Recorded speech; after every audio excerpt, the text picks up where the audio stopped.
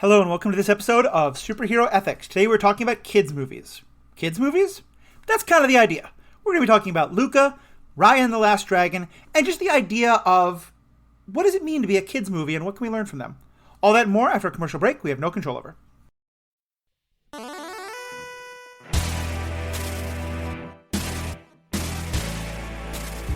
Welcome back. My name is Matthew. I'm your host. I'm joined by special guest Paul Hoppy. Paul, how are we doing tonight? Medium. You know, I'm like physically, I went to the doctor the first time in a couple years because, you know, the ongoing pandemic and whatnot.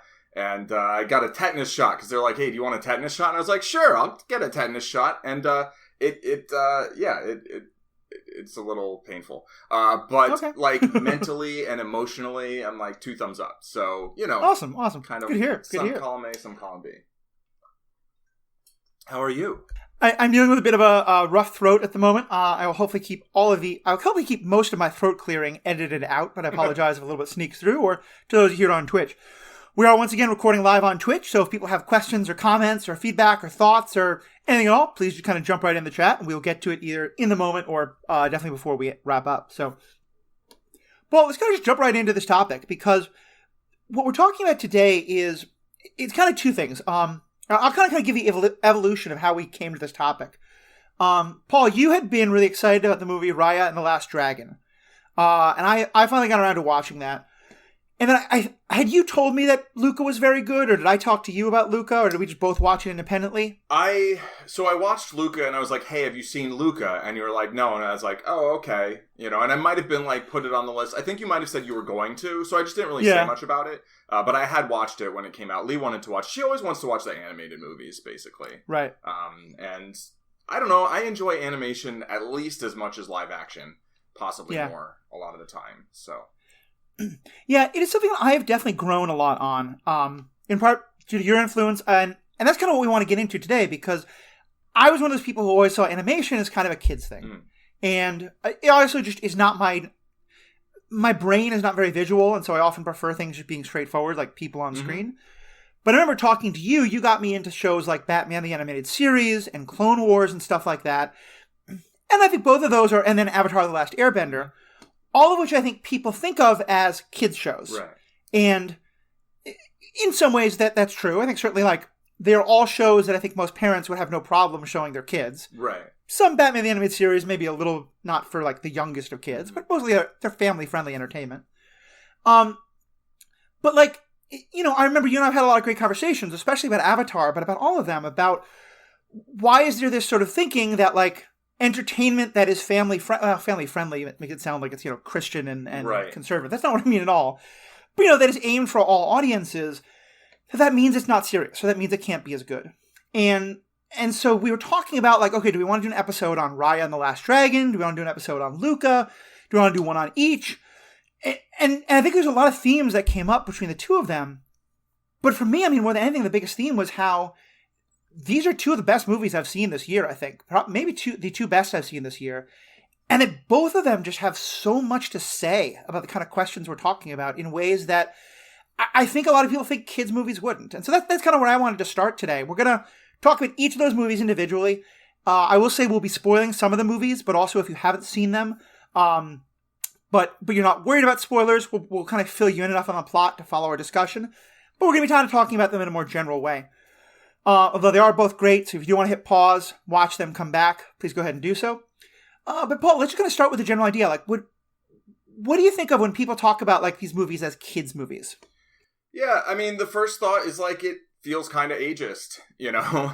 The idea that like there are certain themes or concepts that are for certain people of a certain age and certain ones that are not for people. Like, if something's suitable for children, that then it shouldn't be suitable for adults. I mean, I also personally push back on the idea that a lot of things that people think are not suitable for children, I mean, if I had a child, I'd be like, yeah, just watch whatever. And like, we'll see how you feel about it. And then if you have negative reactions to certain things, we'll like try and, you know, help you kind of avoid that to some extent. But like, you know, I mean, I could go off on certain things that I saw at certain ages, but like, I feel like I saw a lot of stuff at a young age, and I don't feel like it affected me negatively. If anything, I feel like it affected me positively.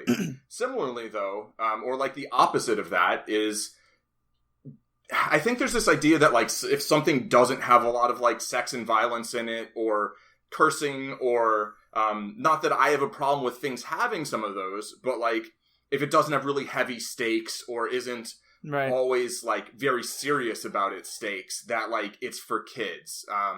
And I'd say one thing is often like the age of the protagonist, sort of, you know, like protagonists will often be aged around the target audience or like a couple years older. And so, you know, if you look at like Avatar: The Last Airbender, the protagonists are pretty young. If you look at a lot of superhero fiction, one of the reasons they added sidekicks, I think, was so that younger people would have someone that maybe they'd relate to more. You know, there's some movies like Let the Right One In, which is a Swedish horror film with child protagonists. Like, I wouldn't say that's a kid's movie, you know? The Professional is one of my favorite movies, and possibly Natalie Portman's best performance while she was maybe 10. 13, not something I'd advise like 4-year-olds watching. But for the most part, I think no problem with the 4-year-old watching it, but I understand what you're saying. Yeah, for sure. Yeah. Not a kid's movie. I think that's a really good way to start it and to talk about it, because I do. I have very similar ideas on this. I did a podcast on this. I did an episode on this podcast a while ago, specifically on parenting. I'll say I'm not a parent. I really like the approach that my guest had on that, where he talked about that he thinks of his 3 things. That the only thing he doesn't want his kids to watch is stuff where like he thinks it might cause nightmares or be upsetting in that kind of a way. And I think that's understandable. Sure. It's very much dependent on kids. And I'm going to kind of let the child psychologist talk about that. There's a lot of stuff where it's like, yeah, kids should be able, it's okay to see like, you know, nudity or, you know, sexuality or like low levels of violence or whatever. And then a lot of stuff that as he put it, like he would only want his kids to watch critically. Right. Like, you know, he would want to watch and be able to talk to them about like, okay, well, what are the messages this has about, like, you know, like if you watch Fast and Furious and all of the, you know, his daughters are seeing all the girls in bikinis, like, let's maybe talk about that, you know? Right. And I don't want to get too much into that. It's a great episode. But I think I'm with you in that same regard of, like, I think the stuff that we think of as, like, oh, kids shouldn't watch that, especially in the United States. I mean, my mother was, I've talked about this before, but, you know, she was like, see all the naked bodies you want, but she didn't ever want me to watch violence on television. Right. Which put her totally at odds with most other mothers. Yeah. That's all kind of a long tangent to the main point I think we're talking about. But you brought it up, and it's a really one I wanted to dive into. But I think the main point we're getting here at, that I really like how you described, is I love dark and gritty. You know, I loved The Dark Knight and Batman Begins because it made those things feel so much more real and intense. Sure, and I think there's a greatness to that. But I think it's something, I think our focus on that has absolutely done what you're talking about, that there's a sense of like, well, if no one dies, it doesn't mean anything, you know, or if the people aren't cursing or having these kind of hard emotions. Yeah. And part of why I was so moved by these 2 movies is that they deal with some very sensitive issues, very difficult issues. There's like people die in very intense ways. Like there's a lot going on. And yet they're able, like, they do it in ways that are not, you know, no one's, I think, going to feel, even though, you know, depending on however I might feel about other people's opinions of what their kids should or shouldn't watch, these are clearly like family friendly in that kind of a way. Right. They're aimed that way. They're marketed that way. Right. Yeah. For sure. Yeah. I mean, you know, the Dark Knight and Batman Begins are these like gritty, dark movies, but like they're also about a dude who dresses up like a bat and, you know, has like all these wonderful toys, you know, and like I love Batman. But like, oh, is that not on the thing? Yeah. Anyway, I'm wearing a Batman t-shirt. But like it, you know, I mean, it's not even just like superhero films. Like any film, it's like it's adults pretending that there's someone else. Like there's something kind of inherently not like super serious about the whole thing in terms of drama. And so I think it's fine, like when we're watching something, like take it seriously, take it however seriously you want. I'm not criticizing that, but like then being like, oh, this is serious and this isn't serious. It's like, you know, stories are stories, and you know, themes and visuals don't belong to any one age group. And I do think that, you know, Raya and Luca both are designed to try to be suitable for wide audiences. Yet they have some themes that I think are what people, you know, some people might kind of want to keep their kids away from those themes. Right. In terms of, I guess, what you were referring to earlier. Right. Yeah, I mean, and just kind of putting the cards on the table for those who haven't seen them, I think Luca especially. Luca is a very sweet movie about, kids and sea monsters. Mm-hmm. And, it's a very kind of classic animated show for kids about, learning tolerance and learning to accept and learning to get past fear. It's also an incredibly clear allegory for the process about coming out as being young and queer, and to me, it's so great for that because of the way you can be 6 years old and watch it and have no understanding of that allegory, and that's fine. Yeah. But I know lots of parents who've talked about how either A, they already have, or they're planning to in a couple of years, when topics of homosexuality or stuff like that, or especially the idea that this kid in my school didn't talk about it for a while, using this movie as a way to plant the seeds of understanding what that whole process is about and what it means to be something that shouldn't be judged with other people around you might be judged. Yeah, and I think that's a really important lesson that you can learn when you're 6 and then carry it forward when it becomes more specifically relevant, Yeah. Or when it may become more specifically relevant. And I think one of the biggest ideas of this podcast has always been that the media we love is the stuff that makes us ask questions, not just about why did Tony Stark do that? But what is Tony Stark doing that? What can that tell us about our own world? And I think kids movies, quote unquote, there is certainly the whole ABC school after special, ABC after school special that's hitting you over the head with a point so hard that it's just awful entertainment. Yes. I think these two movies, as well as stuff like Avatar and Batman the Animated Series, what they do so well is to, make people of all ages want to ask these questions. And I actually did a lot of digging on this, and with both of them, there's so many tweets and posts and things like that and TikToks about parents saying the great questions their kids asked, as well as adults asking them. And so, to me, that's just it's. We have some critiques of both these movies. It's not just going to be a total shine fest, to be sure. But I think both these movies should remind me why this kind of thing is so important and why it can be a kids movie that does these things. Yeah, absolutely. I mean, it's you can just reach more people if you're creating media that people are going to be receptive to, Right. And of course, there's ways you can go deeper on different issues through other media. But yeah, I do think that both of these created a. It's with reference to after school specials, to me, it's if you're not telling a good story, then having a powerful allegory or some moral to the story, it's not going to reach people because people aren't going to like your story and aren't going to connect with it. When you tell a story that's a great story and you tell it artfully, people are going to connect with that. It's going to resonate with people, and then your message is going to get through. And if you're just message, and trying to hit people over the head with it, I don't think it's going to be as effective as if you effortlessly weave it through. And I'm making a lot of hand gestures here, so you should come on Twitch next time if you're listening to the podcast. Come check this out for sure.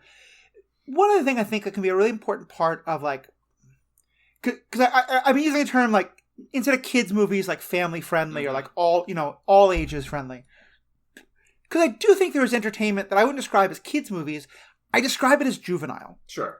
And maybe this is there's a lot of stuff that people of all ages love, and I'm glad you do. Mm-hmm. To me, the Trolls movie is what I would describe as more juvenile, not all ages friendly. But then I'd call half of Adam Sandler's movies juvenile. I mean, that can apply to anything. Sure, for sure.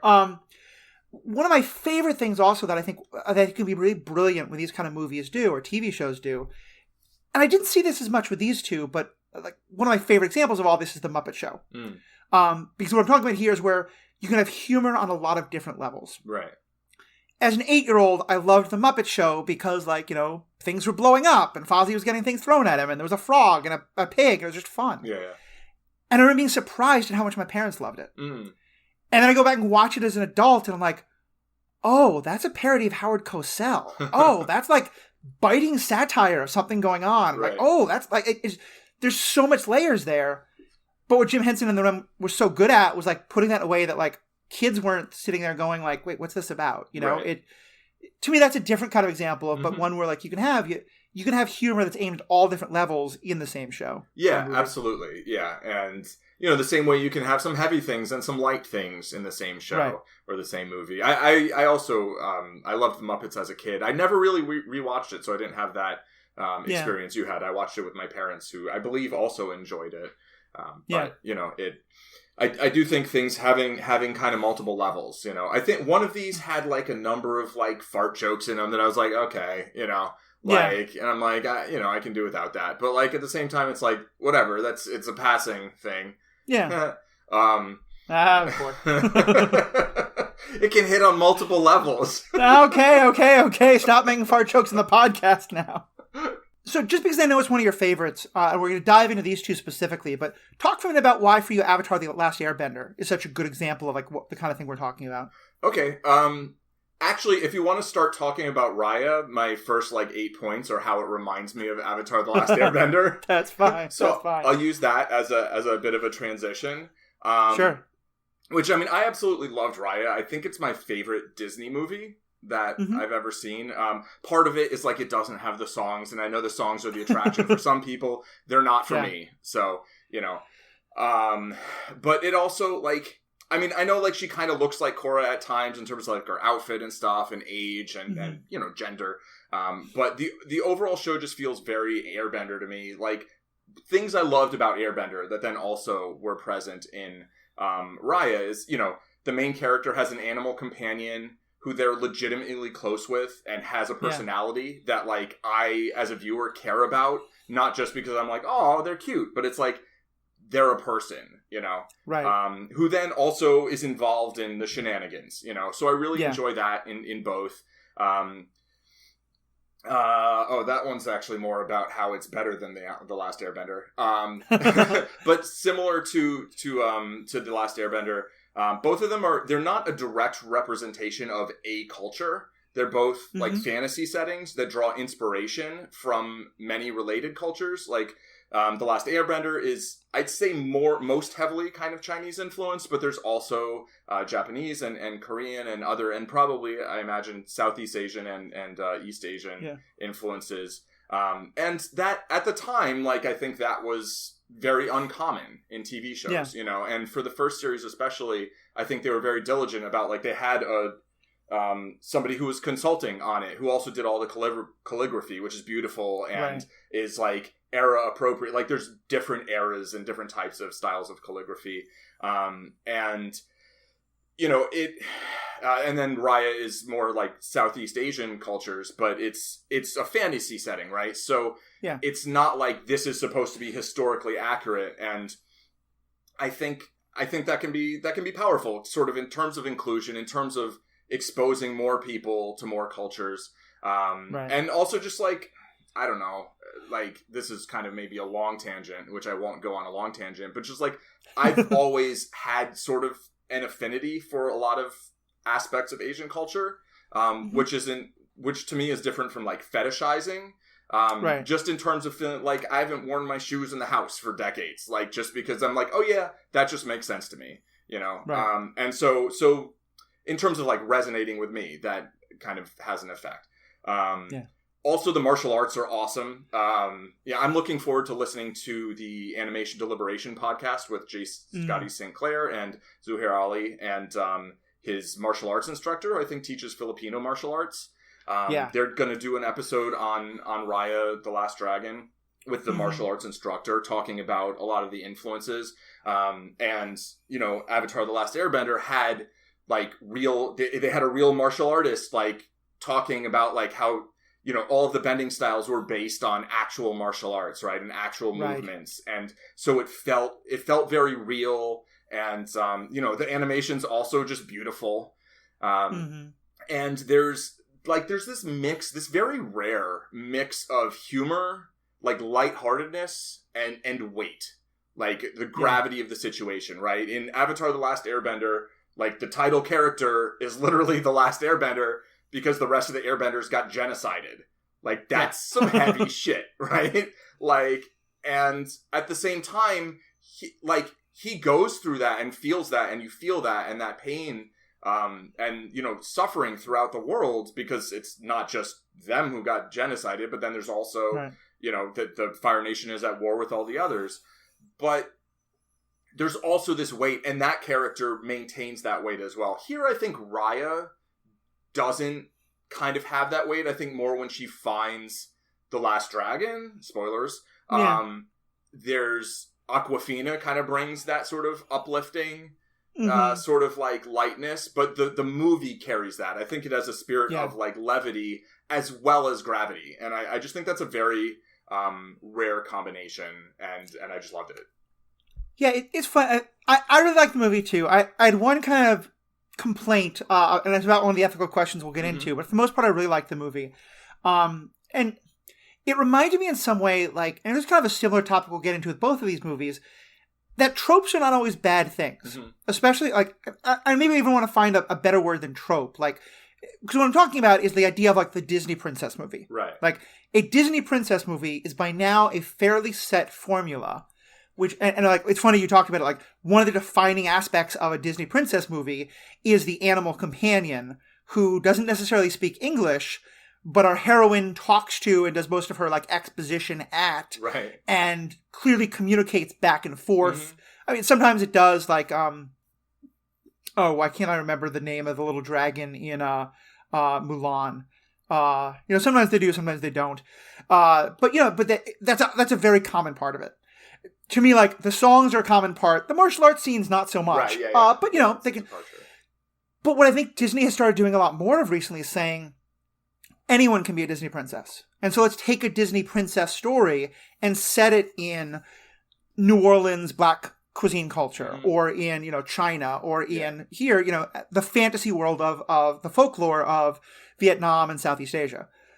And I mean, I'm not Vietnamese, I'm not Southeast Asian. To me, it was a fascinating rendition of that kind of stuff. My understanding is I've heard a lot of people very positive about it. Some people being kind of critical about it, that they didn't do things as well as they could have.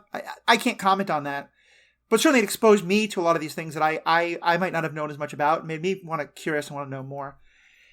And I think there's something great about saying, let's just take a basic story that you've heard 100 times, because Raya is many things.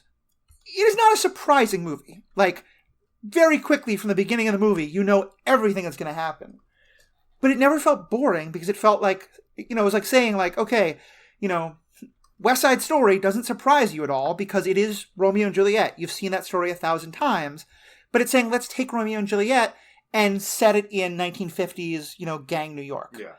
And to me, that's what this was doing. It's saying, like, okay, the story of a Disney princess, but let's take it in this totally different setting and see how that changes the story and how it affects it. And that alone, I just think is fantastic.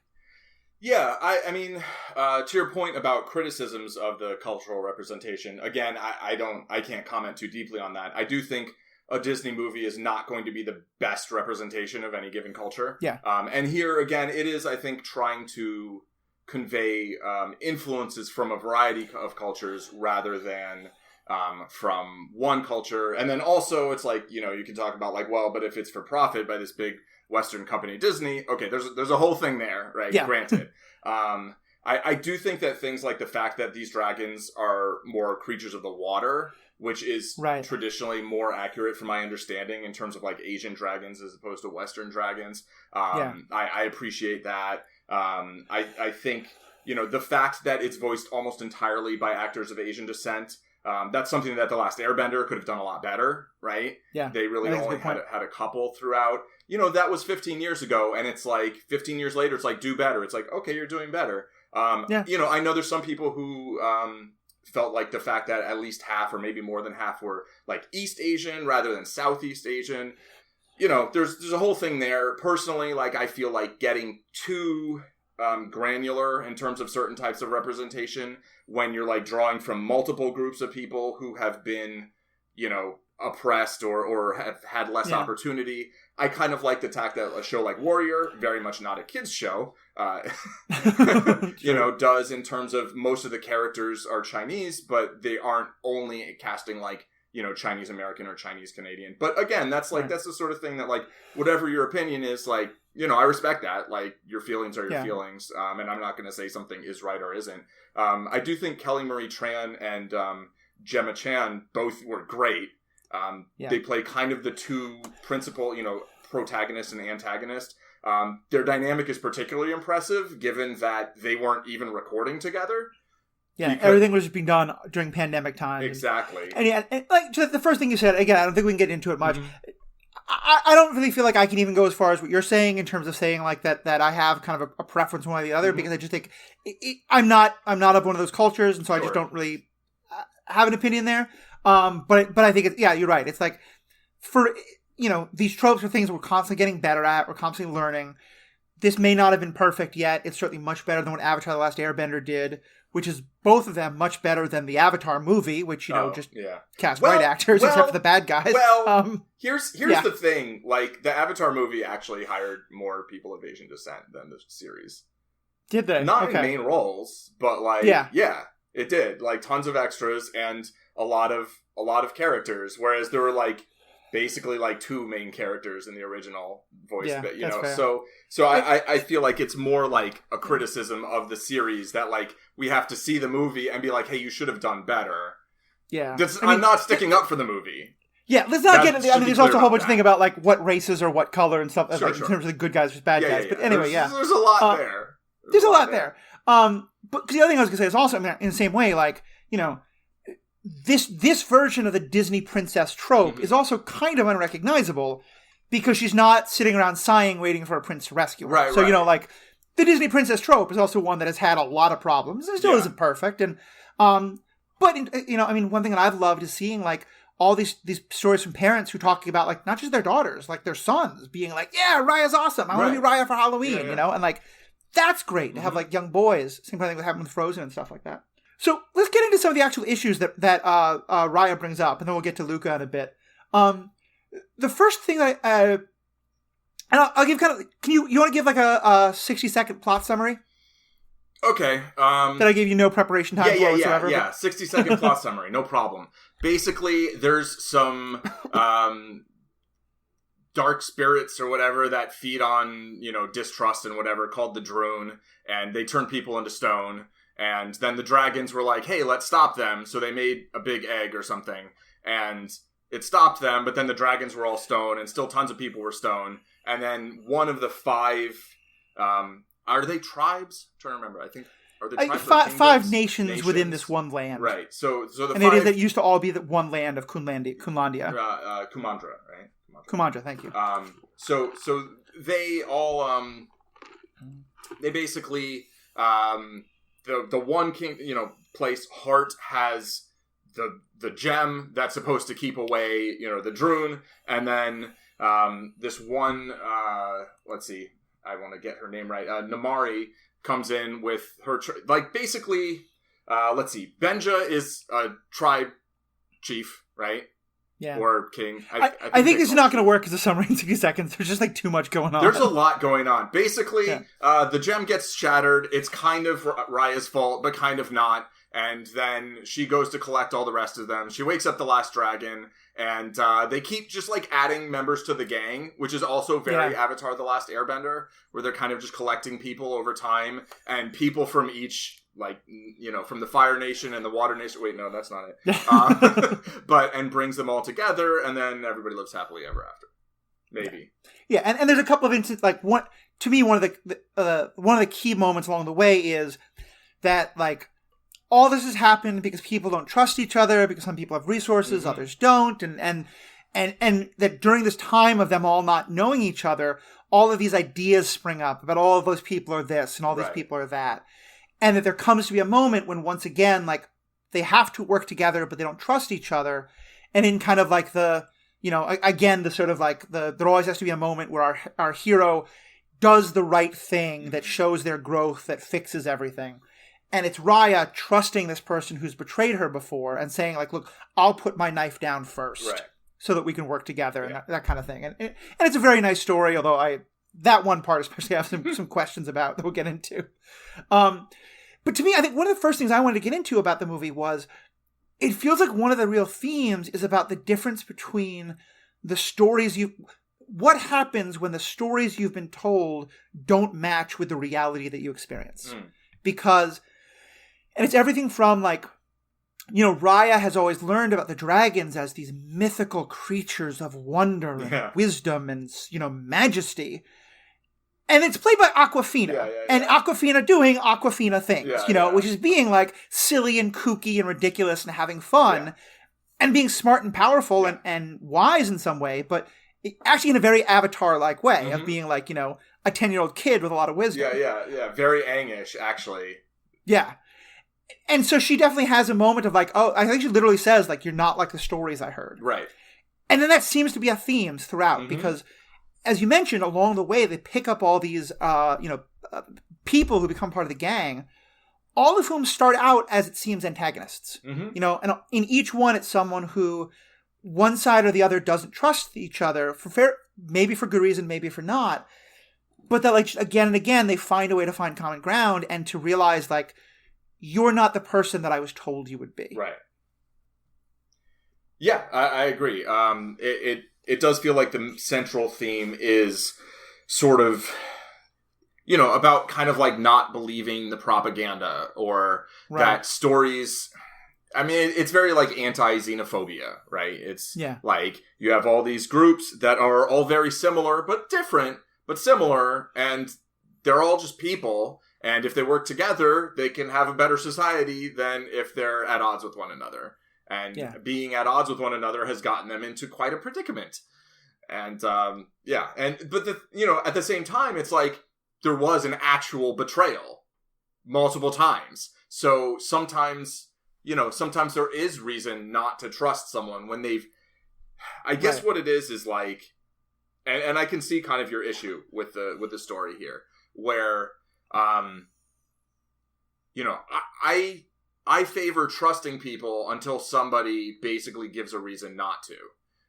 And so when somebody repeatedly gives a reason not to, I think then often it's safer to be like, well, okay, you've given me a reason not to trust you, so I'm not going to keep trusting you because you've undermined that trust. And so maybe that undermines a little bit of the message of the movie. And that was that was kind of the main thing I was going to bring up there. And just to further explain it, basically like as the main antagonist, who remind me what that character's name was? I think it's Namari. Let me check. Namari, yeah, Namari. She plays. She's kind of like in a similar position to Raya. She's the daughter of the leader of one of these other like groups or nations or lands, and she kind of befriends Raya early in the movie. But then it turns out that she's doing this to steal the gem, and then that's where all the fighting happens. And then for the rest of the movie, they're very much antagonists. Although very much in and like another theme that I'll kind of touch on in a bit, there's very much an enemies to friends to, there's some coding happening. There's very much not there's baiting. There's some chemistry and tension between the characters that is not about the antagonism. Yeah. Or antagonism, the enemies to lovers is a popular story. Sure. Although again, Disney movie, it's not the lovers part. And we'll get to that in a second. But like, I feel like, and here is where, it's not a critique of kids' movies necessarily, but it is where I feel like the younger... I sometimes wish people who made movies like this would trust the audiences a little bit more. Because I feel like the central tension here is that... to finish the story, so we get to a point where the two of them have to trust each other, and Raya does start to trust her, but then she betrays... She like pulls out a knife, or she pulls out a crossbow, and like it's this whole thing. Yeah. And... I feel like the movie got to this problem where what it showed versus what it was telling us did not match up. Because it was trying to tell us that actually this time it was Raya who didn't trust enough. And so she had to learn that kind of like they're both at fault and she has to be the one to do the thing. But I think sometimes because there's sort of like, because you still want to have the good guy seem like the hero seem like the hero and everyone else not seem like the hero, it felt like they didn't want to show Raya in a bad light in any way. So it wound up seeming kind of confused. And as one person put it, who I was talking to, said, this should be a great movie about learn to trust people, that learn to get past your fears of them and understand they could have changed. You could see it as, no matter how many times people hit you, you should trust them that they won't hit you the next time. Which is a very bad message. Yeah. That's not a good lesson. That's not a good lesson. I don't think that's the lesson. And the movie, like, book lampshades, that's not the lesson it's giving. But I did wish that they'd kind of trusted the audience a little bit more and allowed Raya to appear in a little bit more, or even her father, because one of the reading I think of this could be that, like, her father's kingdom or rulership, whatever it is is doing a lot better than the others, and maybe that there is some justification to why they want to share the gem instead of them all having it. And I feel like just the movie wasn't quite willing to go into, like, maybe Raya and or her father were not, like, always in the right there. Right. Yeah, I mean, he was very clearly trying to be inclusive and inviting people in, and then got betrayed, right. So he kind of just looks like a sucker, whereas, you know, if they had actually been benefiting by being the ones who had the gem, right, then that does add a layer to the story. I think that would be interesting. And maybe they were, and just we don't know because the story didn't tell us that, but they were doing well, and they did have the gem. So, like, correlation does not, you know, imply causation, but, like, sometimes it does go together, right? I do think that, like, that Raya could have just, like, given over the other pieces of the thing and been like, here, you put it together. Yeah. You know, and I do think also that Namari wanted to cooperate and work together, but her mom was like, no, we're not going to do it that way. And so I feel like there was I didn't like that part. Like, I feel like that could have been written a little differently. And if it hadn't ended the way it did, I would hate that part. Like, that's like, you know, that's like that could have, like, basically ruined it for me. It was a spot where it felt like because, like, at that point in the movie, I kind of trusted them to sort of get through to where I wanted them to end up. Right. And because of that, I was able to enjoy the movie. But I was, for a moment, like, you better don't, you know, don't do me this way. Like, so I was relieved kind of by the end rather than, And I mean, you know, like, your average movie, I have 5 of those. Don't do me like this moment. And this one I only had 1 or 2. So, like, that alone makes it, you know, it's kind of like, you know, I think that part could have been done better. And I do think that part, a part of that was, like, people's understanding of what they have to do to make it all ages friendly. And I kind of wish that they didn't. Because, like, Batman the Animated Series, to me, which granted, I mean, this is a movie that, like, 5-year-olds can really enjoy. Sure. Batman the Animated Series is maybe, like, 8 and up for some. Sure. Although, again, how others see it. So it got into a lot more kind of complex topics, but I do think that they could have trusted the audience a little bit more with that scene. But other than that, I do really love the lesson it had of, like, that when you have the cycle of mistrust and, like, trying to figure out, well, wait, but did you do it first, or did I do it first, or just someone has just got to say, I trust you now, or I'm going to give you a chance at least. Yeah, exactly. You know? I'm going to give you a chance to not be horrible, and here's the thing, like, don't screw me on this, you know? Yeah. And there's a certain, like, I forget the actual saying, I'm going to make one up, but, like, trust them and keep your powder dry. Like, there's a certain, like, be ready if they're going to betray you. But but that the putting the weapon down first really, really mattered. Let's just quickly talk about the last part that we kind of alluded to, because it's a great segue into Luca. On this podcast, at other times, especially during LGBT Pride Month just a few weeks ago, I talked a lot about the importance of representation and the differences between queer coding versus queer baiting and versus explicit content. This movie, I think, is another great example of a way to do that well, because there's nothing explicit about the sexuality of either of the characters. You know, they have a lot. They develop a chemistry, to be sure. When I watched the movie the first time, Namiria comes on, not Miria, what? Namari? I'm so bad with names. Say again? Namari. You know, she has, like, a shaved head. She has, like, a buzz cut on one side. Right. And my partner was like, oh, okay, she's the queer girl on the show. And, like, there's nothing at all explicit about that. But there also isn't, what a lot of times movies will do, or TV shows will do, is, like, kind of throw in a male love interest for one of them, just to be like, no, I don't know what you're seeing there. Right. There's none of that. No. And Kelly Marie Tran, the actress who plays Raya, has said that in her understanding, the characters were definitely flirting, and that she acted the part as though they were flirting. Right. And for a Disney movie, I mean, that to me is fantastic in terms of representation of, like, they're willing to allow the coding to be out there. They didn't hit you over the head. It wasn't, a kiss on screen in a Disney movie between 2 same-sex characters, which I'd like to get one day, but 2 same-gender characters. But I'm not expecting that anytime soon.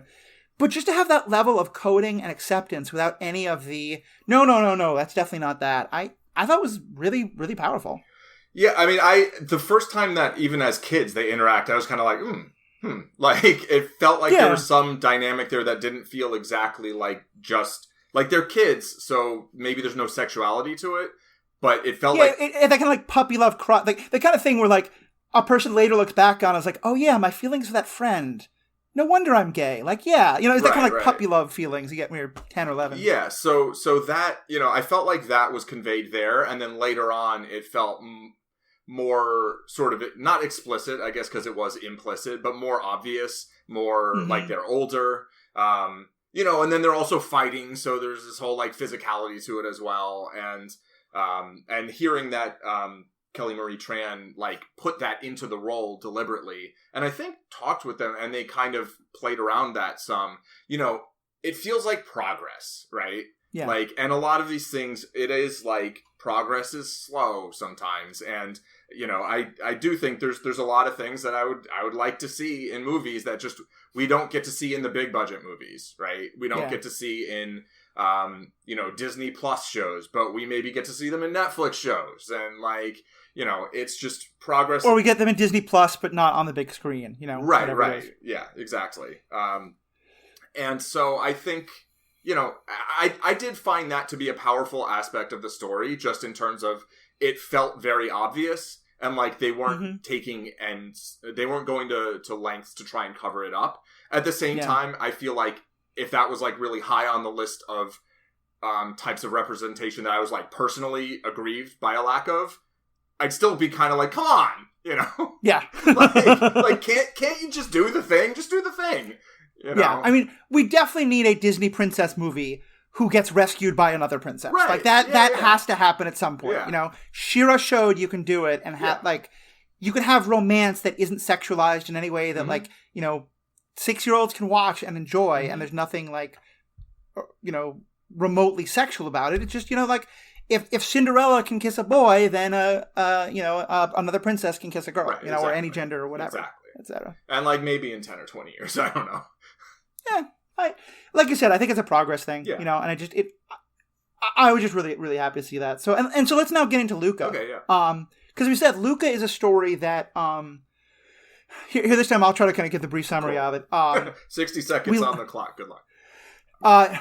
And here again, like a lot of these stories, it is set in it's not a fairy, well, it kind of is a fantasy story. There's sea monsters.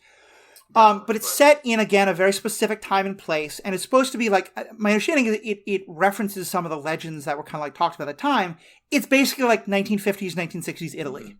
You know, think of like The Talented Mr. Ripley, you know, that kind of setting. It's very much that. It's young men on Vespas discovering themselves and things like that. Which, by the way, is a film genre laced with incredible amounts of like contextual like homoeroticism, which I don't think is coincidental in the slightest. But so in this movie, we open with a bunch of like what I would have called mer people, you know, kind of anthropomorphic with tails, but they're referred to as sea monsters in this. And they're living their lives and dealing with like the people up on the shore. You know, you have a Little Mermaid type character, but he's a boy who dreams about life up on the shore. And he discovers that if he goes up on shore, he turns into an actual person. Into a human. Yeah, okay, sorry, yeah. Person, I mean, as human. Like, sea monster to me also is a very personified thing. But yes, no, they are both sentient beings and all that. Yeah. He is a human being now. Yeah, he's got skin and legs. But no, good catch. And I think at this point he's supposed to be like 11, 12. Like, still in that same, like, prepubescent, like, not thinking in those terms. But wanting to kind of like have adventures and run away from home. And he meets another sea monster who's also a young boy on the land, who's basically like, look, we can like, you know, be Peter Pan. We can run away from home. We can go have all these crazy adventures. And they get into this, you know, grand story. And again, it's a story you've seen 100 times before where they want to get money so they can buy a Vespa because the Vespa is a symbol of freedom. And they figure out that the way to win a Vespa is to compete in this great race. This is where actually my partner described is a cross between Little Mermaid and a sports anime. Which is a whole like subgenre of anime. To clarify, it's a triathlon of bike riding, swimming, and pasta eating. Ooh, I'm gonna have pasta for dinner.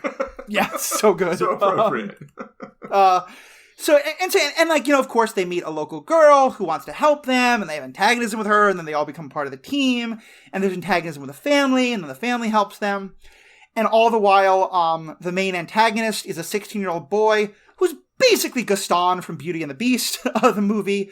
Very full of himself, very much a bully who you're not surprised at all will get found, by the end, everyone will have been like, oh, you're not actually that great. We're going to throw you in the fountain.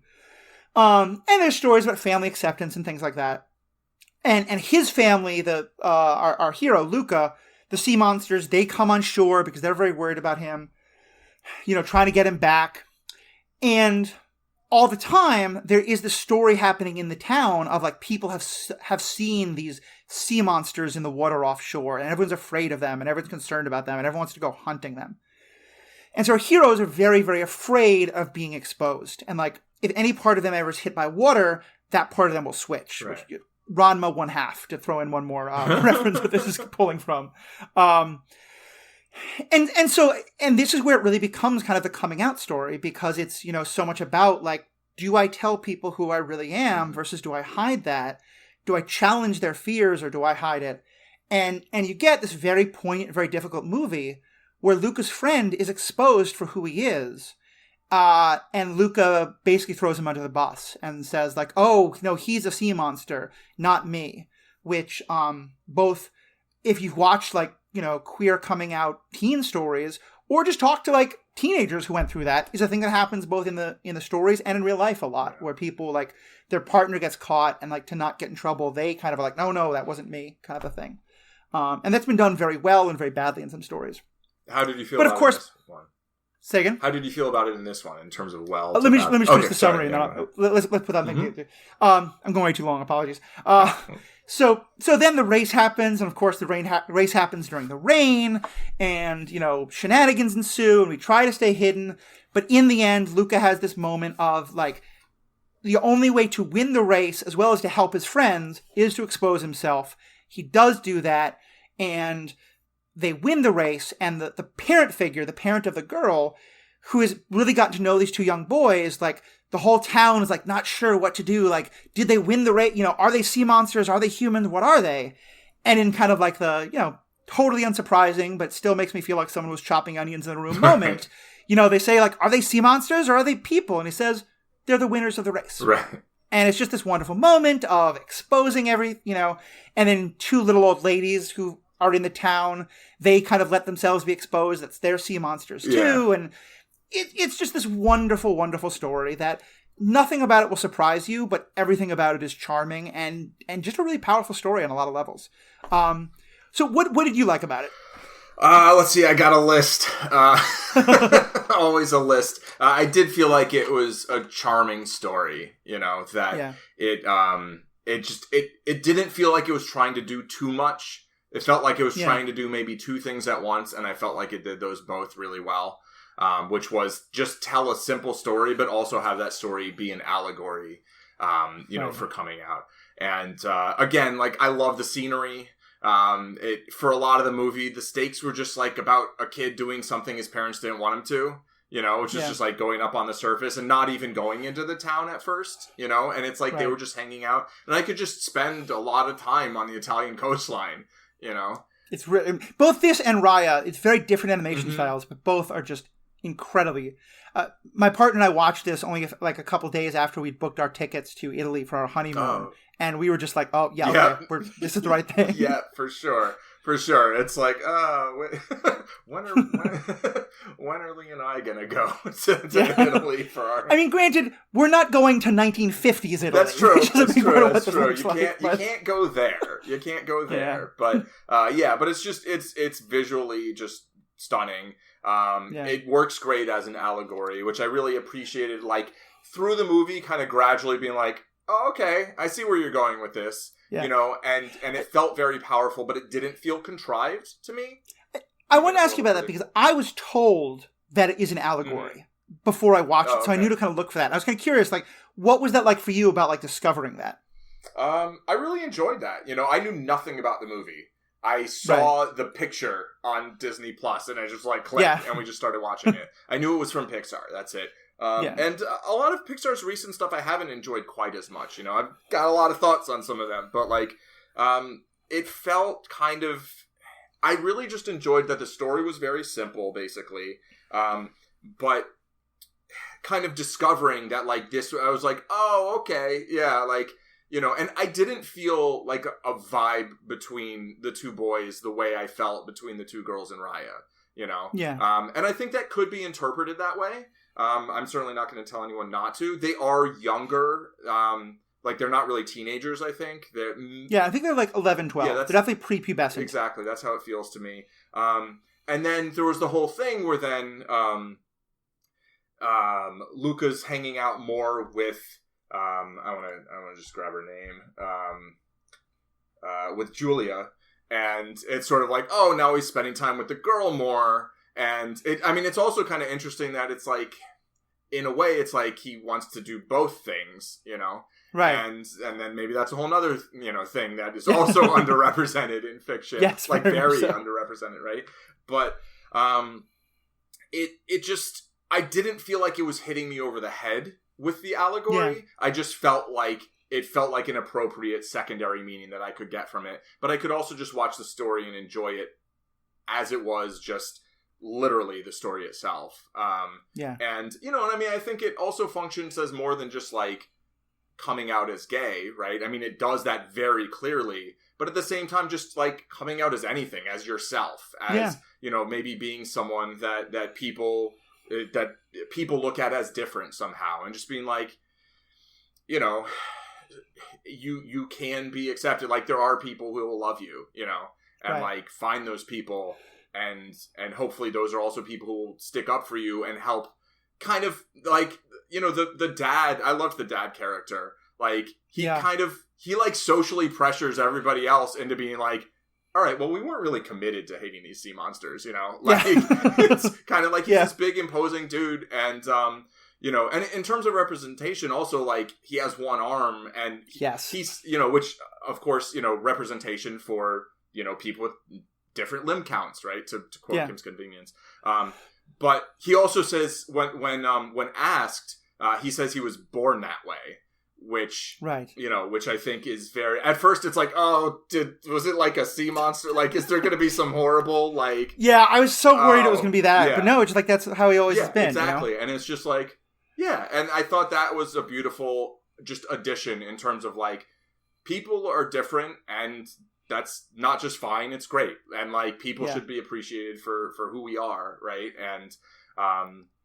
And so, to me, it sort of broadened kind of the circle in a way, in terms of, you know, just the representation within.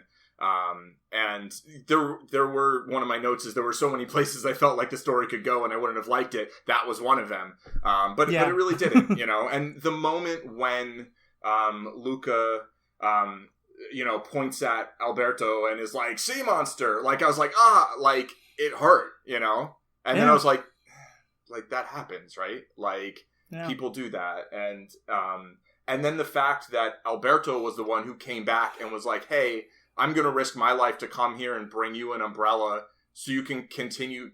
Like, it made Luca's decision have so much agency.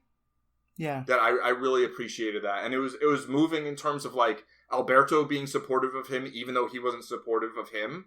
Like, and not that you always have to be supportive of people who aren't supportive of you, but, like, sometimes there are some people who are gonna do, like, a bad thing once, and then they're gonna learn from it and do better. And maybe there's some people who aren't, right? And here it's like he was giving him another chance, and then he took it and he's like, no, I don't need the umbrella. Like, I'll be like, I'm who I am, you know, just like you. But, especially because I think one of the things that they developed well in the story is that Luca and Alberto are not the same thing, in part because Luca has a lot more to lose in a way that, like, it's true. Not in, like, a way that, like, we should be more worried about Luca, but more that, like, Luca's a lot more... Like, Alberto... Alberto. Yeah. Where I'm saying Alberta, who lives in Vancouver. Like, you know, his father abandoned him a long time ago. He has nothing. And, like, he's not pitied, but it definitely, like, it makes Luca realize, like, that he has... Part of why Alberto can take those risks and be like, yes, this is who I am, is because he's not holding on to the things that he's so afraid of losing, the way Luca is. And yeah, it was a moment that hit very hard, but it was, and here again, like, I think I liked Luca a little bit more, but not for this reason. It's just more of a story that resonated with me. But in this one regard, I think it did what I just said Raya didn't. It trusted its audience by making its hero, its protagonist, be the bad guy in that moment. Like, what he did was clearly a terrible thing to do. But as you said, like, it happens in real life all the time, and it's understandable. And, in the counseling work I used to do in the church, like, I did a lot of work with people who were talking about, like, their queer experiences and, like, how the church had rejected them in the past and stuff like this. And many of them told stories about having, like, their partner throw them under the bus like this. Many of them told stories about how they were the one who did that to their partner, and they were like, I was very guilty. And then, and part of it's like, you were 14. Like, it wasn't a great thing you did, but it's understandable. Yeah. Not good, but understandable. Like, that's... Yeah. And I felt like they did such a nice job of showing that, of like, not letting Luca off the hook and not forgiving him, but also not making him like a horrible character who now has to be like, now Alberto is the star and Luca has to be. Like, it was, he made a mistake. He hurt his friend. His friend gave him a lot more grace than he maybe deserved, but he then took that grace and was like, yeah, I should do the right thing. And to me, it really hit kind of the same themes as Raya did, which talking about, like, what you said, the father of, like, challenging the like, it was again, like, here's the story we've heard, sea monsters are scary, here's the reality. Yeah. They eat a lot of pasta and are good at races. Right. Like, they're fun, And that moment, and then especially that moment of the two women sort of like taking off the umbrellas that they could be seen as what they were. It just felt like such a sweet moment of everyone realizing, like, the facade that they all had of, we don't have to lie. We don't have to pretend. We don't have, lie is even too strong a word. We can trust each other. Yeah. We can see that we can be accepted, and then more people can come out, and then more people can be like, oh, well, you too, like, it becomes this wonderful, like, snowball effect. Yeah. I thought that little detail at the end with the two, like, older ladies, like, coming out and being like, oh yeah, we're from the sea too, I thought was like one of the most powerful just little details in the movie. Yeah. And shows how, one person's act of bravery can inspire another person's act of bravery, which can inspire a bunch of other people's acts of bravery. And then it's like, we just have a better world then for everybody. Yeah. No, I think it's definitely true. Any other thoughts you had on Luca we wanted to get into? No, like, I didn't have as many, like, really specific details, I think, for Luca. It resonated with me, but not as much, like, specifically in terms of, like, if you were to write a movie and be like, here are the things you're gonna love in a movie, like, you would write Raya, And Luca, I was just like, I love this for what it is, even if it's not, like, the genre that I like usually. Yeah, I'm trying to spend my time in, but I really enjoyed spending my time in the movie and in the location and with the characters. Yeah. I think one thing I felt really about both movies, and this is kind of going to go back to the conversation about kids' movies, I never felt condescended to. Yeah. I never felt like the writer was saying, okay, because you're a kid watching this, we're going to kind of spoon feed you the details, With the exception of that one moment in Raya, like, it felt like both these movies, Luca especially, but really both of them, were like, hey, we're going to tell this in a way that, like, kids are going to enjoy. And yet this was the movie with a lot of fart jokes, which, I rolled my eyes at. And jokes about, like, kids really loving eating pasta and stuff like that. You're maybe not going to see in The Dark Knight. Right. It could feel really out of place. There's another movie I saw recently that had a very dark and gritty feel, but also some, like, family romp movie stuff that I didn't love. Yep. That we'll be talking about tomorrow. We'll get back to that. No spoilers. But yeah, I just, and maybe that's kind of a nice way to kind of wrap up. Like, I feel like what I love about both of these stories is that they use the genre, and both of them, I mean, they're very classic stories. Just like Raya, none of the overall plot, there's never a doubt in my mind that they're going to win this race. There's never a doubt in my mind that Alberta and Luca are going to forgive each other and that they're going to team up with the girl who's the antagonist. There's never a doubt in my mind that the little kids who follow around the bully all the movie are eventually going to realize he's just a bully. They don't have to do that. And he's going to get his comeuppance in some way or another. But it was still like, by adding those details, having it be that the confrontation moment is the one of them comes out and the other throws the other into the bus, the two women coming out, it was just being beautifully, beautifully animated in such wonderful ways. Yeah, I just loved it. I will add a couple things. One, I did enjoy the bits of Italian throughout, just in terms of language and like recognizing most of it and enjoying that. It's hard to think about the new movie without hearing in my mind, Luca Brasi sleeps with the fishes. Yes. I didn't even make the fish connection, but I definitely like Luca to me is like Luca Brasi, so I get that connection. But just that being the biggest line, aside from like, I hope this first child is a masculine child. But yeah, this is some Godfather references there for all you. And I think it's interesting that your main issue in Raya is that you feel like they didn't trust the audience enough to make Raya look bad when the whole thing is about trust.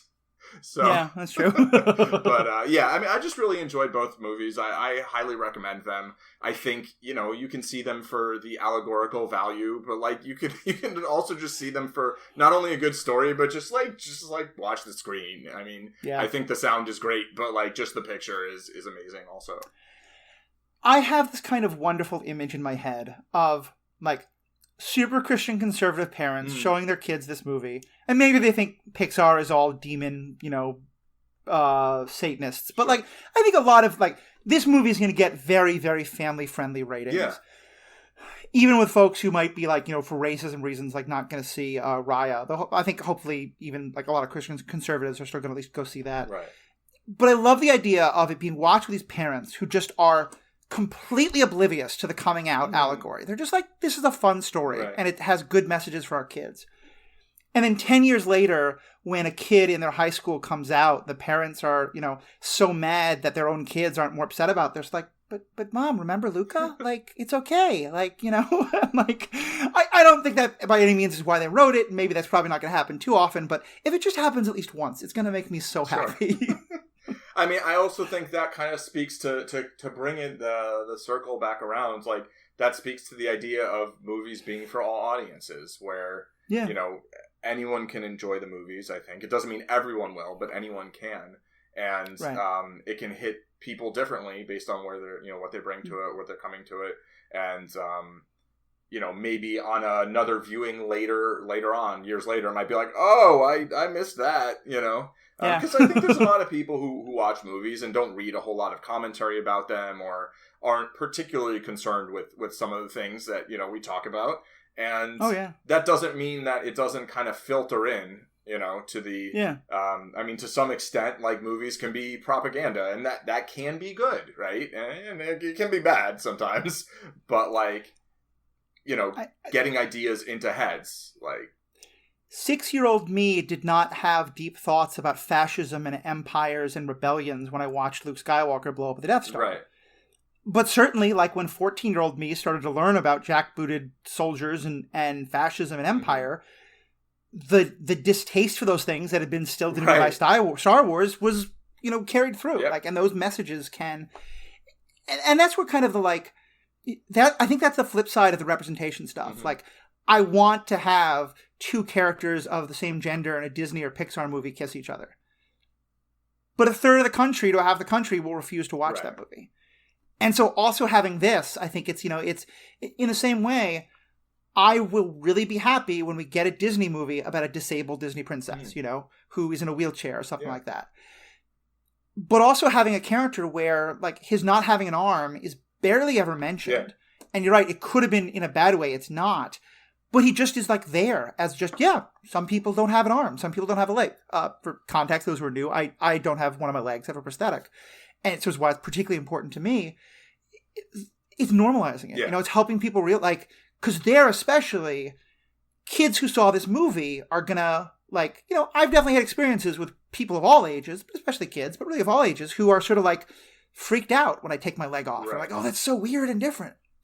I guarantee you, there are going to be kids who meet their, the first amputee friend in high school and are like, oh yeah, like Julia's dad, like it helps to normalize it. And that's, to me, that's one more way, like the representation matters so much. Yeah, for sure. Like, he exists and he's a character who matters.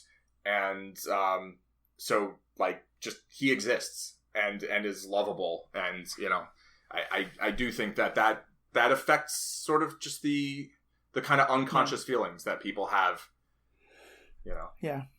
And also one other thing that this kind of reminds me of is that because here's again a way that the movie could have been terrible, but wasn't. Luca's parents are good people who care about their son. Right. Like, yeah. They're overprotective, and they have a lot of mythology about what the surface is like, and a lot of fear of, like, don't play on the other side of the tracks, you'll get in trouble. Yeah. But it is clear, even when they come, they're not sort of like angry that he's learning all these terrible ideas. They're just concerned about him. And when they see him watch the race, they're very proud of him. And they are also able to be like, okay, we were afraid of the surface people, but maybe it's not so scary. And they find a way for everyone to kind of coexist in both worlds. And yeah, for sure. For sure.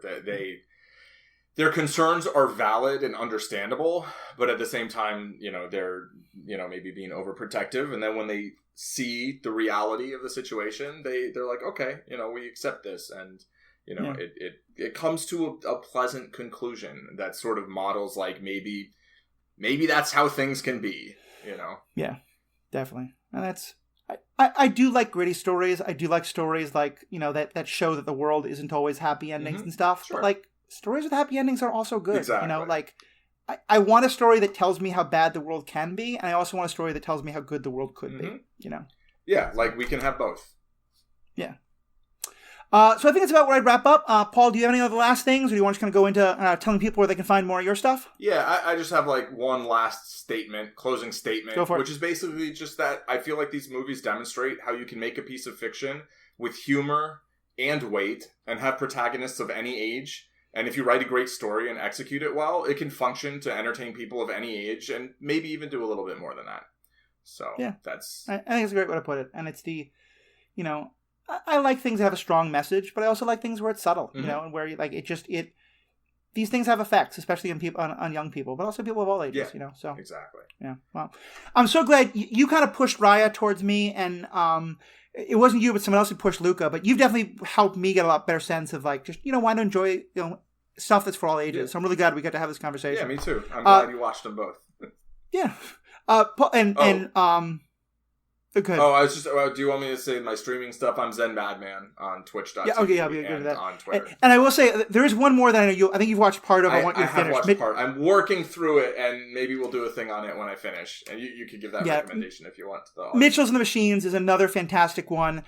It addresses a couple of the themes that we've talked about here in some very good ways. I'm not going to spoil for Paul, but definitely another example of just like fantastic, all ages kid movie, whatever you want to call it, with, biting satire of our current technological situation, if nothing else, with clear references to a couple of specific individuals who are very clearly being mocked and pilloried.